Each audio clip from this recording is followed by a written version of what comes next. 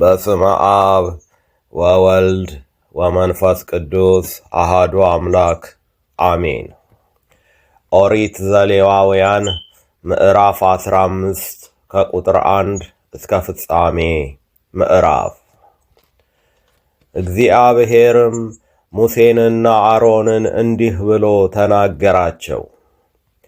ለእስራኤል ልጆች እንዲህ ብላችሁ ንገሯቸው። ማንም ሰው ከሥጋው ፈሳሽ ነገር ቢወጣ ስለሚፈሰው ነገር ርኩስ ነው። ስለሚፈሰው ነገር ርኩስነቱ ይህ ነው። ፈሳሹ ነገር ከሥጋው ቢፈስ ወይም ከመፍሰሱ ቢቆም ርኩስ መሆኑ ነው። ፈሳሽ ነገር ያለበት ሰው የሚተኛበት መኝታ ሁሉ ርኩስ ነው። የሚቀመጥበትም ነገር ሁሉ ርኩስ ነው። መኝታውንም የሚነካ ሁሉ ልብሱን ይጠብ፣ በውሃም ይታጠብ፣ እስከ ማታም ድረስ ርኩስ ነው። ፈሳሽ ነገር ያለበት ሰው በተቀመጠበት ነገር ላይ የሚቀመጥበት ሰው ልብሱን ይጠብ፣ በውሃም ይታጠብ፣ እስከ ማታም ድረስ ርኩስ ነው። ፈሳሽ ነገር ያለበትን የሰውን ሥጋ የሚነካ ልብሱን ይጠብ፣ በውሃም ይታጠብ፣ እስከ ማታም ድረስ ርኩስ ነው። ፈሳሽ ነገር ያለበት ሰው በንጹሕ ሰው ላይ ቢተፋ ልብሱን ይጠብ፣ በውሃም ይታጠብ፣ እስከ ማታም ድረስ ርኩስ ነው። ፈሳሽ ነገር ያለበት ሰው የተቀመጠበት ኮርቻ ሁሉ ርኩስ ነው። ከበታቹም ያለውን ነገር የሚነካ ሁሉ እስከ ማታ ድረስ ርኩስ ነው። እነዚህንም ነገሮች የሚያነሳ ልብሱን ይጠብ፣ በውሃም ይታጠብ፣ እስከ ማታም ድረስ ርኩስ ነው። ፈሳሽ ነገር ያለበት ሰው እጁን በውሃ ሳይታጠብ የሚነካው ሁሉ ልብሱን ይጠብ፣ በውሃም ይታጠብ፣ እስከ ማታም ርኩስ ነው። ፈሳሽ ነገር ያለበት ሰው የሚነካውን የሸክላ ዕቃ ይስበሩት፣ የእንጨቱም ዕቃ ሁሉ በውሃ ይታጠብ።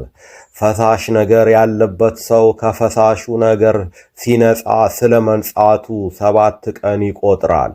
ልብሱንም ያጥባል፣ ገላውንም በምንጭ ውሃ ይታጠባል፣ ንጹሕም ይሆናል። በ8ኛውም ቀን 2 ዋኖሶች ወይም 2 የርግብ ግልገሎች ይዞ ወደ መገናኛው ድንኳን ደጃፍ በእግዚአብሔር ፊት ይመጣል፣ ለካህኑም ይሰጣቸዋል። ካህኑም አንደኛውን ለኃጢአት መሥዋዕት ሌላውንም ለሚቃጠል መሥዋዕት ያቀርባል። ካህኑም በእግዚአብሔር ፊት ስለ ፈሳሹ ነገር ያስተሰርይለታል። የማንም ሰው ዘር ከእርሱ ቢወጣ ገላውን ሁሉ በውሃ ይታጠባል፣ እስከ ማታም ርኩስ ነው። ዘር የነካው ልብስ ሁሉ ቁርበትም ሁሉ በውሃ ይታጠባል፣ እስከ ማታም ድረስ ርኩስ ነው። ወንዱ በሴቲቱ ቢደርስባት 2ቱ በውሃ ይታጠባሉ፣ እስከ ማታም ድረስ ርኩሶች ናቸው። ሴት ፈሳሽ ነገር ቢኖርባት በሥጋዋም ያለው ፈሳሽ ነገር ደም ቢሆን በመርገሟ 7 ቀን ትቀመጣለች። የሚነካትም ሁሉ እስከ ማታ ድረስ ርኩስ ነው። መርገምም ስትሆን የምትተኛበት ነገር ሁሉ ርኩስ ነው። የምትቀመጥበትም ነገር ሁሉ ርኩስ ነው። መኝታዋንም የሚነካ ሁሉ ልብሱን ያጥባል፣ በውሃም ይታጠባል፣ እስከ ማታም ድረስ ርኩስ ነው።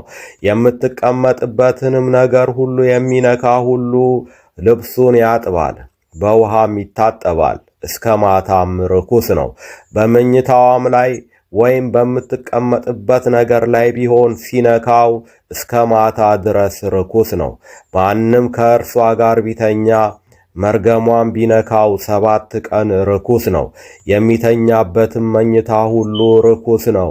ሴትም ከመርገም ቀን ሌላ ደሟ ብዙ ቀን ቢፈስ ወይም ደሟ ከመርገሟ ወራት የሚበልጥ ቢፈስ በመርገሟ ወራት እንደሆነች እንዲሁ በፈሳሿ ርኩስነት ወራት ትሆናለች።